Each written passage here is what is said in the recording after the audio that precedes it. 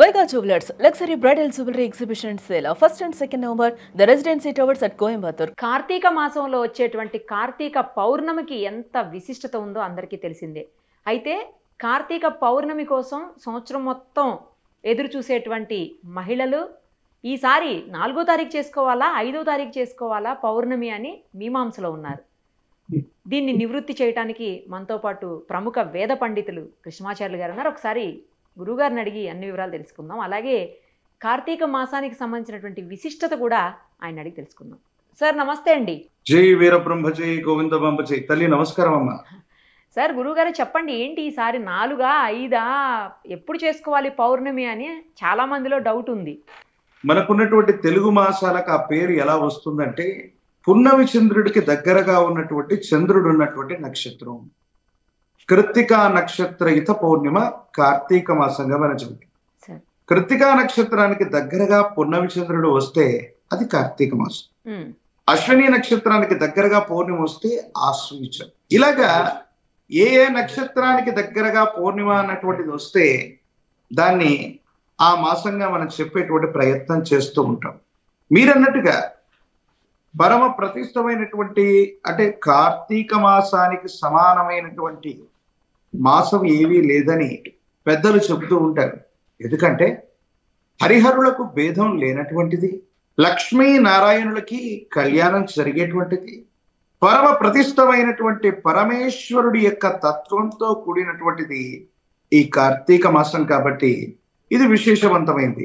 కానీ తిథివార నక్షత్ర యోగకరణాలు చూస్తున్నటువంటి సందర్భంలో సూర్యుడు ఉదయించేటువంటి సందర్భంలో ఉన్నటువంటి తిథిని మనం ప్రామాణికంగా తీసుకుంటాం సర్వసాధారణంగా. ఆ ప్రకారంగా 4వ తారీఖు 5వ తారీఖు కార్తీక పౌర్ణమి అన్నటువంటి ఆలోచనలు మనందరికి కూడా వస్తూ ఉంటాయి. ఏది ఏమైనప్పటికీ కూడా రాత్రి బలాన్ని కలిగి ఉన్నటువంటిది పౌర్ణిమ. పౌర్ణిమ కానీ అమావాస్య కానీ చంద్రుడికి సంబంధించినటువంటి షోడశ కళలు కలిగినటువంటి ఆ లెక్క ప్రకారంగా చూసుకున్నట్టయితే మరి నక్షత్రం ఏమో భరణి నక్షత్రం ఉంది 5వ తారీఖుకి, కృత్తికకు దగ్గరగా ఉంటుంది. మరి 4వ తారీఖు చూస్తే మాత్రం అది అశ్విని నక్షత్రమే అయి ఉంది. రేవతి నక్షత్రము అశ్విని నక్షత్రాలే ఉన్నాయి. మరి పున్నమి చంద్రుడు అన్నటువంటి వాడు కృత్తికకు దగ్గరగా ఉండాలి. ప్రత్యేకించి 5వ తారీఖు పౌర్ణిమ సాయంకాలం 6:47 వరకు కూడా ఉంది. అంటే సూర్యుడు అస్తమించే సమయం వరకు కూడా పౌర్ణిమ ఉంది. కృత్తికా నక్షత్రానికి దగ్గరగా చంద్రుడు ఉండాలి కాబట్టి అప్పటికి భరణి నక్షత్రంలో చంద్రుడు ప్రవేశం అయ్యి ఉంటుంది. కృత్తికకు దగ్గరలో ఉన్నాడు కాబట్టి 5వ తారీఖు మాత్రమే సప్రమాణంగా అంటే తిథిని, నక్షత్రాన్ని, ఆ మాసానికి ఉన్నటువంటి వ్యవహారిక నామాన్ని చూస్తే ఖచ్చితంగా 5వ తారీఖు మాత్రమే కార్తీక పౌర్ణమిని జరుపుకోవచ్చు అన్నటువంటిది ఒక నిబంధన. ఇక ముందు 4వ తారీఖు 10:30 పైన చతుర్దశి గడియలు తొలగిపోయి పౌర్ణమి గడియలు వచ్చినప్పటికీ కూడా అప్పటికి రేవతి నక్షత్రం అశ్విని నక్షత్రాలు మాత్రమే ఉంటాయి. కాబట్టి అది కార్తీక పౌర్ణిమ కాదు. ఇలాంటి పరిస్థితులు ఎందుకు వస్తున్నాయి? పండుగలు పర్వదినాలకు సంబంధించినటువంటి స్థితిగతుల్లో అంటే చాంద్రమానం, సౌరమానం, దృగ్గోచర గణితంతో పాటు వీరబ్రహ్మేంద్ర స్వాముల వారు కాలజ్ఞానంలో చెప్పినట్టు కలియుగంలో 5 వేలు గడిచినటువంటి మీదట పంచాంగములు పనికి మాలినవైపోవు, నవగ్రహంబుల నడక మారేనన్నటువంటి గురుదేవుల యొక్క వాక్కు సాక్షిగా మనం అనుకున్నటువంటి తిథివార నక్షత్ర యోగ కరణాల్లో కూడా ఈ తీవ్రమైనటువంటి వ్యత్యాసం అన్నటువంటిది మనం చూస్తూ ఉన్నాం. కాబట్టి సప్రమాణికంగా 5వ తారీఖు అయినటువంటి నవంబర్ 5వ తారీఖు అయినటువంటి బుధవారం రోజు మాత్రమే కార్తీక పౌర్ణమిని మనం నిర్వహించుకోవాలి. జ్వాలా తోరణాన్ని కూడా మనం విశేషంగా ఏర్పాటు చేసుకోవాలి. అసుర వధ తర్వాత పరమేశ్వరుణ్ణి కూడా పార్వతీ అమ్మవారు ఈ జ్వాలా తోరణం ద్వారానే అమ్మవారు దిష్టి తీసిందన్నటువంటి ప్రాశస్తం మనందరికీ కూడా తెలిసింది. అందుకే విశేషవంతమైనటువంటి శ్రీగిరి పర్వతం, శ్రీశైలం లాంటి క్షేత్రాల్లో కావచ్చు, పరమశివుడు ఉన్నటువంటి ప్రముఖమైనటువంటి క్షేత్రాల్లో అద్భుతమైనటువంటి జ్వాలా తోరణాన్ని ఏర్పాటు చేసి ఒక తోరణంలాగా జ్వాల ఉన్నట్టయితే ఆ జ్వాల కింద మనం అందరం కూడా భక్తాదులందరం కూడా వెడుతూ ఉంటాం. పరమ పవిత్రమైంది. తీవ్రమైనటువంటి నరఘోష, నరదిష్టి, నరపీడలతో పాటు ప్రశస్తవంతమైనటువంటి దిష్టి తొలగిపోవడంతో పాటు దైనందిన జీవితంలో మంచి సద్గతులు మనకు లభించడానికి 5వ తారీఖు అయినటువంటి కార్తీక పౌర్ణమి నాడు జ్వాలా తోరణంలో పాల్గొనటం, పరమశివుడి యొక్క అభిషేకాన్ని చేయించుకోవటం, కృత్తికకు దగ్గరగా ఉన్నటువంటి పౌర్ణిమని చేసుకోవటం వల్లనే మనకు అనుకూలవంతమైనటువంటి ఫలితాలు వస్తాయని శాస్త్రం చెప్పింది. కాబట్టి మనం తప్పనిసరిగా 5వ తారీఖు సూర్యుడు అస్తమించే సమయంకు సూర్యుడు ఉదయించే సమయానికి అంటే ఉభయ సమయాల్లో కూడా ఈ తిథి ఉంది. కృత్తికా నక్షత్రానికి దగ్గరగా ఉంది కాబట్టి 5వ తారీఖును మాత్రమే మనం పౌర్ణిమగా సప్రమాణంగా తీసుకోవచ్చు అన్నటువంటిది నా యొక్క అభిప్రాయం. గురువుగారు, ఇంకొక విషయం చెప్పండి. ఏంటంటే జనరల్గా తెల్లవారుజామున 5 గంటలకి ఒత్తులు వెలిగిస్తారు. 365 ఒత్తులు వెలిగించడం అనేది ఆ రోజు మనం ప్రత్యేకంగా చేసేది మహిళలు ముఖ్యంగా. సో కొంతమంది ఉదయం వెలిగిస్తారు, కొంతమంది ఏమో ఈవినింగ్ 5 తర్వాత వెలిగిస్తుంటారు. ఏది కరెక్ట్ గురువుగారు? అసలు ఏదైనా కరెక్టేనా? మనం దీపావళి పర్వదినాన్ని ఆశ్వీజ మాస కృష్ణపక్ష అమావాస్య రోజు ఒక్కరోజు చేసుకుంటాం అనుకుంటాం. కానీ దీపావళి అమావాస్య అయిపోయినటువంటి మరుసటి దినం కార్తీక మాసంలోని ప్రతిరోజు దీపావళి. ఇక 30 రోజుల పాటు మనం దీపాలను వెలిగిస్తుంటాం. మీరన్నట్టుగా 365 రోజుల్లో స్త్రీలకు నిషిద్ధమైన రోజుల్లో ఇంట్లో దీపారాధన చేయలేనటువంటి లోటు ఉంటుంది. కాబట్టి 365 ఒత్తులతో ఆనాడు దీపారాధన చేసినట్లయితే సంవత్సరం మొత్తం కూడా దీపారాధన చేసినటువంటి ఫలితం వస్తుంది. విశేషంగా మీరు అన్నట్టుగా తెల్లవారుజాము ఏదైతే ఉందో కువలయములు వికసించు సమయం, కలువలు తామరలు వికసించేటువంటి అద్భుతమైనటువంటి సమయాన్ని కువలయములు వికసించు సమయం అని బ్రహ్మీ ముహూర్తం అని చెప్తూ ఉంటుంది. విశేషవంతమైనటువంటి బ్రహ్మీ ముహూర్తంలో వెలిగించేటువంటిది. ఆ సందర్భానికి కూడా పౌర్ణమి ఉంది కాబట్టి విశేషవంతమైనటువంటి అనుకూలవంతమైనటువంటి ప్రభావం ఉంటుంది. ఇది ఒకటి. ఒకవేళ మనం చేసుకోలేనటువంటి సందర్భంలో మన తెల్లవారుజామున ఏదైనా కారణం వల్ల అవ్వచ్చు, ఆరోగ్య పరిస్థితులు అవ్వచ్చు, మరేదైనా అసౌకర్యం కలిగి మనం ఆ సందర్భంలో చేసుకోలేకపోయి ద్వితీయ ప్రయత్నంగా ద్వితీయ ప్రాధాన్యతగా సాయంకాలం చేయటం అన్నటువంటిది కూడా ఉత్తమం. కానీ పూర్ణతిథిగా పిలువబడేటువంటి పౌర్ణిమ రోజు అటు ఉభయ సంధ్యల్లో ఎప్పుడు చేసినా అనుకూలవంతమైనటువంటి ఫలితం వస్తుంది.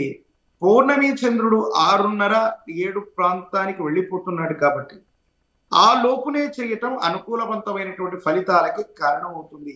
ఎందుకంటే నావ బయలుదేరింది, బస్సు బయలుదేరింది, బండి బయలుదేరి వెళ్ళిపోతుంది. ఆ వెళ్ళిపోయే సమయానికి మనం అక్కడ ఎక్కడం వల్ల మన ప్రయాణం అన్నటువంటిది కొనసాగుతుంది. బండి వెళ్ళిపోయినటువంటి తర్వాత చేసే ప్రయత్నం కాదు. కాబట్టి తిథి కానీ, నక్షత్రం కానీ, వారం కానీ, పర్వదినం కానీ వెళ్ళిపోతున్నటువంటి సమయంలోనే మనం అందులోకి చేరుకోవటం, ఆ సమయంలోపే నిర్ణీత కాలంలోపు మాత్రమే మనం ఈ క్రతువులు ఆచరించటం వల్ల మనకు సుఖము, సౌఖ్యము, శాంతి, ప్రత్యేకించి ఆ పర్వదినాన్ని మనం పూర్తి చేసుకున్నటువంటి పుణ్య ఫలితాన్ని మనం పొందగలుగుతాం. రైట్ గురుగారు, ఇంకొకటి చెప్పండి. ఈ మాసంలో విశిష్టత చాలా ఉంటుంది అని అంటూ ఉంటారు. అసలు కార్తీక మాస విశిష్టతని కొంచెం వివరించండి గురువు గారు. విశేషవంతంగా పెద్దలందరూ కూడా చెప్తున్నటువంటిది, కార్తీక మాసంతో సమానమైనటువంటి మాసం వేరొకటి లేదు. మనం కేవలం ఇది పరమేశ్వరుడికి మాత్రమే సంబంధించింది అనుకుంటాం. ఈ దక్షిణాయన పుణ్యకాలంలో పరమ ప్రశస్తవంతమైన శివకేశవులిద్దరికీ సంబంధించింది, ప్రత్యేకించి వనభోజనాలకి సంబంధించింది, పరమేశ్వరుడి యొక్క వైభవానికి సంబంధించింది. మనందరికీ కూడా శివరాత్రి పర్వదినం అనుకుంటూ ఉంటుంది తల్లి. ఈ శివరాత్రి పర్వదినం అన్నటువంటిది సంవత్సరానికి ఒక్కసారి మహాశివరాత్రిని మనం జరుపుకుంటే, మాసా శివరాత్రి అన్నటువంటి దాన్ని ప్రతి మాసంలో మనం జరుపుకుంటాం. కానీ కార్తీక మాసంలో మనం చేసేటువంటి ఈ పర్వదినాలు, కార్తీక మాసంలో మనం చేసేటువంటి ఈ విధి విధానాలు విశేషవంతమైనవి.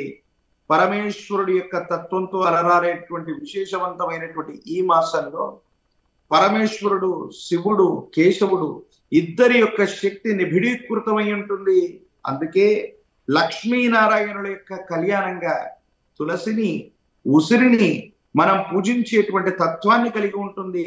ప్రత్యేకించి ఈ మాసం మొత్తం కూడా ఈ ఋతువులో మనకు లభించే ఉసిరిక ఫలాన్ని మనం తీసుకోము, భగవంతుడికి మాత్రమే మనం అర్పణ చేసేటువంటి తత్వం ఇందులో ఉంది.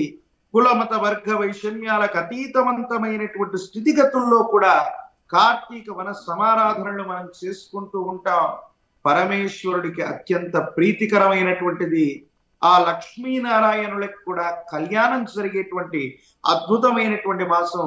సమస్తమైనటువంటి దేవగణాల యొక్క శక్తి ఈ ఋతువులో, ఈ మాసంలో, ఈ నక్షత్రానికి దగ్గరగా పౌర్ణమి గడియలు వచ్చినప్పుడు ప్రశస్తవంతంగా మనకు ప్రమాణం చెప్పబడ్డది. కాబట్టి ఏ మాసం కూడా కార్తీక మాసానికి సమానం కాదు. కాబట్టి పరమ ప్రశస్తవంతమైనటువంటి దీక్షలు మనం తీసుకుంటాం.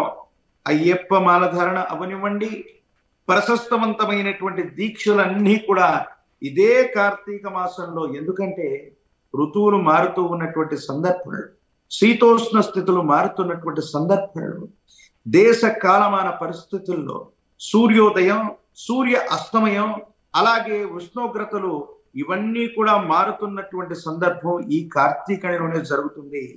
వీటన్నిటిని తట్టుకొని, మన శరీర ఉష్ణోగ్రతను తట్టుకొని, విశేషవంతమైనటువంటి సాత్వికమైనటువంటి ఆహారం చేత, సాత్వికమైనటువంటి ఆలోచనల చేత భగవంతుణ్ణి చేరుకోవడానికి ఒక ప్రత్యేకమైనటువంటి నిబంధనగా ఈ కార్తీక మాసాన్ని మనం పెట్టుకున్నాం.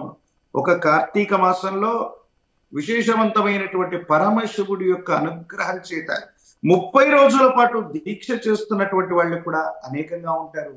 అందుకే కార్తీక మాస వైభవాన్ని, కార్తీక మాస మహత్యాన్ని అనునిత్యం కూడా మనం చదువుకుంటూ పరమేశ్వరుడి యొక్క తత్వం చేత మనుషులే కాదు, తుదకు పరమేశ్వరుణ్ణి పూజిస్తే విశేషవంతమైనటువంటి జంతుజాలములు కూడా మోక్షాన్ని పొందాయి అన్నటువంటి మహత్యాన్ని మనం తెలుసుకుంటాం. ఐహిక సంపదలే కాదు, భౌతికపరమైనటువంటి సంపదలే కాదు, ఆధ్యాత్మికపరమైనటువంటి మోక్ష మార్గాన్ని ఈ కార్తీక మాసాన్ని గనక మన వ్రతాన్ని ఆచరించగలిగినట్లయితే వీటన్నిటినీ ముంచి మోక్ష మార్గాన్ని మనం పొందుతాం. దానికి మనుషులే కానక్కర్లేదు, జంతుజాలములు కూడా మోక్షాన్ని పొందాయి పరమేశ్వరుణ్ణి నమ్మి. అది కేవలం ఆ పరమశివుడికి మాత్రమే సొంతం. అందుకే సృష్టి స్థితి లయకారుడైనటువంటి పరమేశ్వరుణ్ణి ఒక్కసారి అనుగ్రహించమని మనం కోరుకుంటే చాలు, ఆ బోలాశంకరుడు మనకు భౌతిక సంపదలు ఇస్తాడు, ఆధ్యాత్మిక పరమైనటువంటి మోక్షాన్ని కూడా ఇవ్వడానికి ఈ కార్తీక మాసం అన్నటువంటిది విశేషం. రైట్ గురుగారు, చాలా బాగా చెప్పారు. థ్యాంక్ యూ గురుగారు, థ్యాంక్ యూ సో మచ్. జై వీరబ్రహ్మ, జై గోవింద మంపచి.